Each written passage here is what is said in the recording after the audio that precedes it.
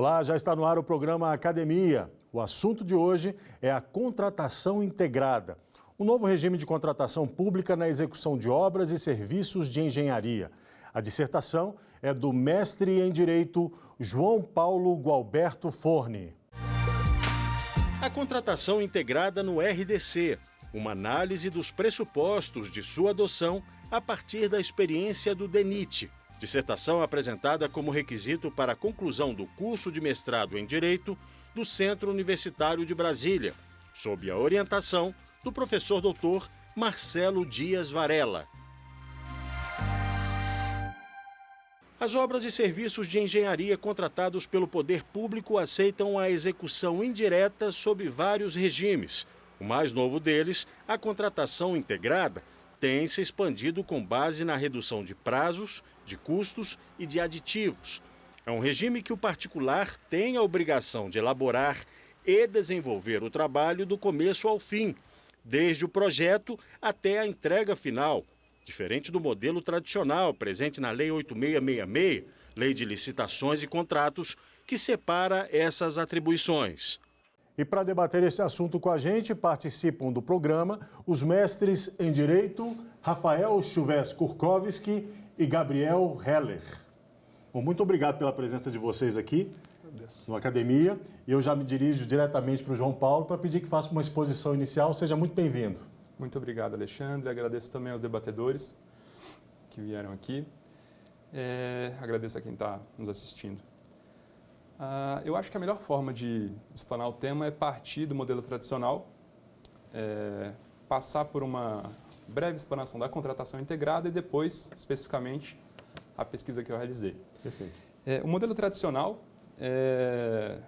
de execução de obras e serviços de engenharia costuma partir de uma primeira licitação em que contrata-se o projeto básico. A partir desse projeto contratado, licitação concluída, uma segunda licitação para a contratação especificamente da execução da obra. Tá? Esse é o modelo dos regimes tradicionais da Lei 8666. Com a proximidade da Copa do Mundo e das Olimpíadas, o poder público intuiu um regime que pudesse trazer um pouco mais celeridade a essas contratações e surgiu a contratação integrada, no âmbito do regime diferenciado de contratações públicas. Tá? A contratação integrada é um regime que une em um bloco maior a contratação do projeto básico e da execução. Então, em vez de duas, seria apenas uma licitação, com uma atribuição maior ao contratado. Essa atribuição maior ao contratado busca absorver uma expertise que o particular tem e transferi-la para a administração pública. E com essa maior atribuição, consequentemente, há uma maior transferência de riscos. Por isso, a contratação integrada é direcionada a objetos de maior complexidade e que possibilitam uma execução com metodologias diferenciadas. Bom, partindo dessa explanação inicial, a pesquisa que eu realizei, ela investiga alguns pressupostos que estavam presentes quando da criação da contratação integrada, né, que na verdade se inspirou em um regime já utilizado pela Petrobras. Esses pressupostos eram que a contratação integrada reduziria custos, reduziria os prazos, reduziria o número de aditivos e que ela estava em linha com as melhores práticas internacionais. Esses pressupostos estão presentes em uma manifestação da AGU, no âmbito de uma ação direta de inconstitucionalidade, e eu investiguei esses pressupostos para ver se, de fato, eles aconteceram na realidade, depois de algum tempo, se isso, de fato, se materializou. E eu acho que eu posso detalhar melhor esses pressupostos a partir das eventuais perguntas dos debatedores. Perfeito, ótimo, João Paulo. Bom, eu vou começar já fazendo a primeira rodada de questões aqui, e eu vou começar pelo Rafael. Seja muito bem-vindo de volta, já esteve como expositor e agora está aqui para debater o assunto com a gente. Já eu que agradeço o convite, Alexandre Matula. Aproveito para cumprimentar os presentes, o João Paulo, pela excelente dissertação e ao colega debatedor, Gabriel. Ótimo. Pode fazer sua questão, por favor, para o João Paulo. Inicialmente, eu só gostaria de congratular o João Paulo pela dissertação, porque o trabalho dele inovou no estudo sobre um importante instrumento de contratação pelo poder público. intuitivamente, ao ler o trabalho, se percebe que a contribuição principal para o aprimoramento da contratação integrada é notável no trabalho do João Paulo. Nesse sentido de pergunta, eu gostaria de ouvir do João Paulo o seguinte: a pesquisa mostrou que a contratação integrada ela não se mostrou vantajosa em relação a outros regimes de contratação. Isso significa, portanto, que o regime diferenciado de contratações não é um marco legal vantajoso? Pergunta interessante. De fato, a pesquisa mostrou que desses 4 pressupostos que eu expus, a contratação integrada não diminuiu prazos, pelo contrário, aumentou prazos, aumentou custos, de fato diminuiu o número de aditivos e é frágil dizer que ela está em linha com as melhores práticas internacionais. Só que, de fato, existe uma confusão entre o RDC, que é o marco legal, e a contratação integrada, que é um regime de execução de obras e serviços de engenharia. O RDC, na verdade, é bem mais amplo que a contratação integrada. A contratação integrada está para o RDC, assim como a empreitada integral, por exemplo, está para a Lei 8666. É um regime de execução que consta do marco legal. O RDC proporciona diversas vantagens. As 2 principais que eu posso citar, inclusive presentes em outras normas anteriormente, são a inversão de fases, que vem do pregão, inversão de fases de habilitação e julgamento, em que se habilita apenas a empresa que vença o certame, e com isso evita-se um desgaste e diversos questionamentos, e a fase recursal única, em que se une todos os questionamentos ao certame num momento único, em vez do regime anterior, em que há vários momentos para isso. Então, respondendo diretamente à sua pergunta, o RDC não se confunde com a contratação integrada, é um marco legal vantajoso, e a contratação integrada, em que pesem essas vantagens, que também se aplicam a ela, não logrou se sair melhor tanto que os regimes tradicionais, quanto que os outros regimes da RDC. Bom, então agora eu vou pedir mais uma questão, tá? Do Gabriel. Gabriel, seja muito bem-vindo aqui à academia. Faça, por favor, uma questão para o João Paulo. Muito obrigado pelo convite, João Paulo. Faço minhas as palavras do Rafael sobre o trabalho. Parabenizo mais uma vez, João Paulo, pelo trabalho. Você mencionou a questão das práticas internacionais agora na sua exposição inicial. E o Brasil tem um histórico de importações disfuncionais de institutos jurídicos estrangeiros. E a contratação integrada, ao que parece, foi bastante inspirada no design build dos Estados Unidos. Por que o regime de integração entre projeto e execução vem funcionando nos Estados Unidos e, pelo que os estudos indicam, não vem funcionando no Brasil? Muito bom. Uma excelente pergunta, né? É um tópico ao qual eu dedico um bom espaço da dissertação. E uma primeira razão para isso, para por que o regime funciona nos Estados Unidos e não vem funcionando aqui, é uma questão conceitual. Tá? O design build ele não é exatamente igual à contratação integrada. A contratação integrada ela abarca algumas etapas a mais, além do design build, como montagem, testes e eventuais providências até a entrega final do objeto. E o design build não, ele se encerra na execução. Essa é uma primeira razão. Além disso, eu levantei mais 3 hipóteses para isso na dissertação, sendo a primeira delas o fato de, no design build, haver um momento de diálogo entre os contratantes, aqueles que pretendem ser contratados pela administração, e o poder público no momento inicial. E com isso, o projeto sai mais maduro desse momento inicial. E no Brasil, isso não acontece. A partir do projeto básico que se iniciam eventuais discussões, eventuais mudanças, e esse diálogo que ocorre no design build, ele propicia uma maturidade e um momento inicial.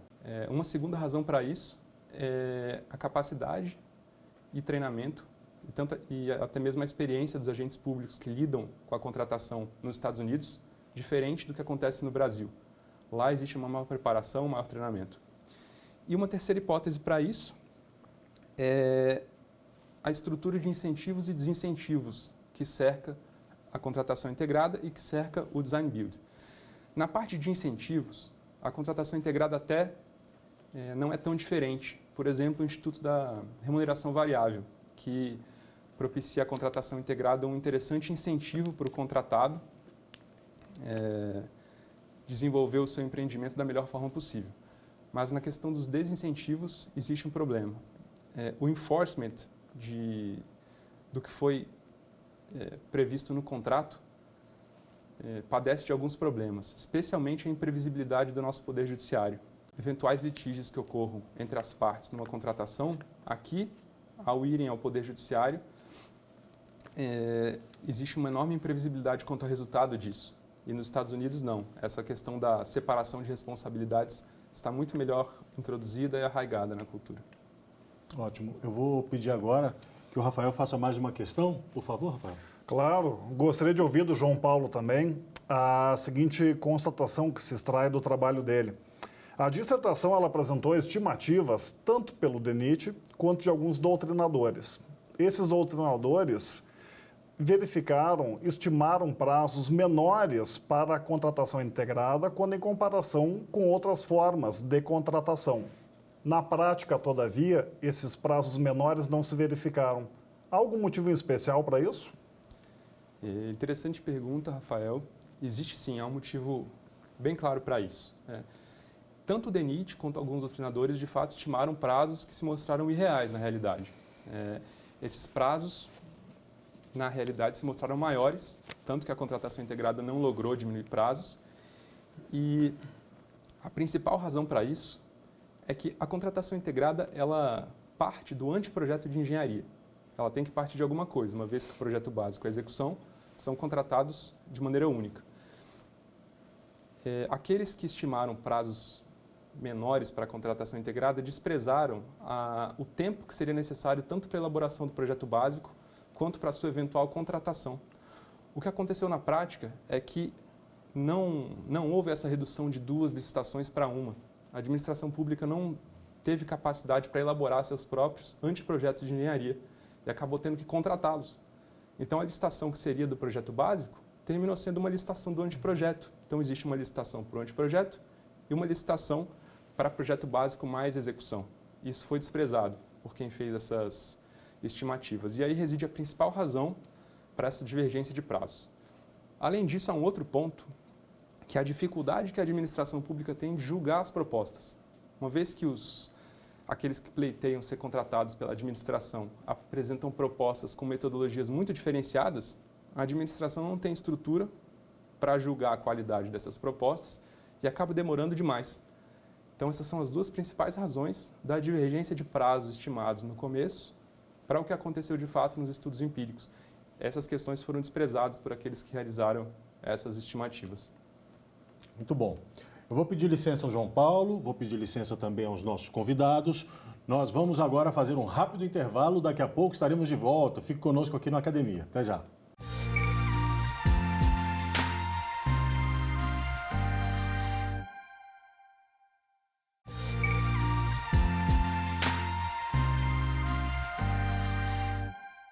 Estamos de volta com o programa Academia. Hoje o tema da dissertação é a contratação integrada no RDC, uma análise dos pressupostos de sua adoção a partir da experiência do DENIT. A dissertação é do mestre em Direito João Paulo Gualberto Forni e participam os convidados Rafael Chuvez Kurkowski e Gabriel Heller. Bom, eu começo então pedindo mais uma rodada de perguntas, de questões. Começa pelo Gabriel. Muito obrigado, Alexandre. João Paulo, você falou no início da sua exposição sobre a questão dos riscos envolvidos na contratação e nas outras perguntas sobre a não confirmação da diminuição dos prazos que era esperado e da diminuição dos custos. A gente pode estabelecer uma relação entre esse relativo insucesso com a não obrigatoriedade da matriz de riscos? Você poderia falar um pouco sobre isso e sobre como o TCU vem lidando com a questão? Claro. Essa é uma parte também extremamente relevante do trabalho. A matriz de riscos, ela, basicamente, numa conceituação rápida, ela é um estabelecimento, uma repartição clara de a quem é atribuído determinado risco no âmbito de uma contratação. Essencialmente, se o risco é atribuído à administração pública ou se o risco é atribuído ao contratado. E isso é de extrema relevância porque um risco atribuído à administração pública, caso venha a se materializar, ele enseja um aditivo. Já o risco atribuído ao contratado, não. Daí a relevância disso. A matriz de riscos, ela teve uma certa evolução jurisprudencial no TCU. Tá? Ela começou sendo apenas recomendável. Depois, a partir de certo tempo, ela foi ganhando uma certa maturação no sentido de ser obrigatória. Só que é interessante observar que logo depois disso, o RDC sofreu uma modificação em que ficou patente a facultatividade da matriz de riscos, em oposição ao que vinha sendo decidido pelo TCU. E eu bato muito nessa tecla no meu trabalho em relação à necessidade da matriz de riscos ser obrigatória. Tá? É um instituto essencial, a sua ausência pode ocasionar diversos problemas, e não só a existência da matriz de riscos, mas uma matriz de riscos bem feita, exaustiva, dentro do possível, claro, e que seja obedecida em um eventual litígio judicial.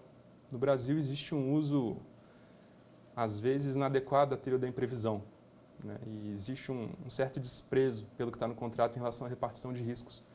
E para que a contratação integrada tenha sucesso, é extremamente necessário que a repartição de riscos pensada e, na minha opinião, obrigatória no contrato seja de fato obedecida. O ministro Valmir Campelo costuma utilizar uma expressão muito feliz para essa questão dos riscos. Ele fala que a contratação integrada depende de um tripé, que é um bom estabelecimento dos elementos do anteprojeto, aliado a uma matriz de riscos no mais possível exaustiva, fechando o tripé a presença de seguros, especialmente o seguro risco de engenharia.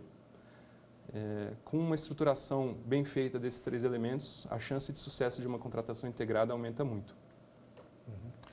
O João Paulo, em relação a essa questão que me ficou na cabeça desde o primeiro bloco, quando você colocou isso, existem situações, quando se falou do sucesso ou insucesso desse tipo de maneira de fazer, existem situações em que ela pode dar certo no Brasil, ou isso está no seu trabalho assim, houve situações em que há sucesso sim, mas na maioria das vezes não dá muito certo. Como é que acontece isso?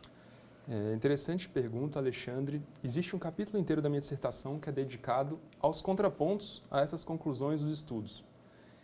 E um primeiro ponto é que os resultados dos estudos, eles padecem de alguns problemas. Na verdade, mais ligados à metodologia dos estudos.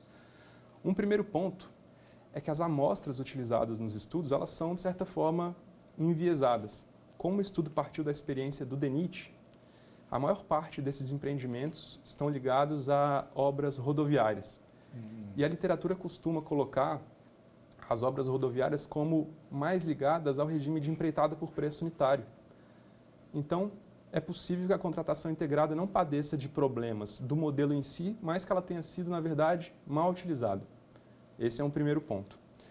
Um segundo ponto é a questão do orçamento.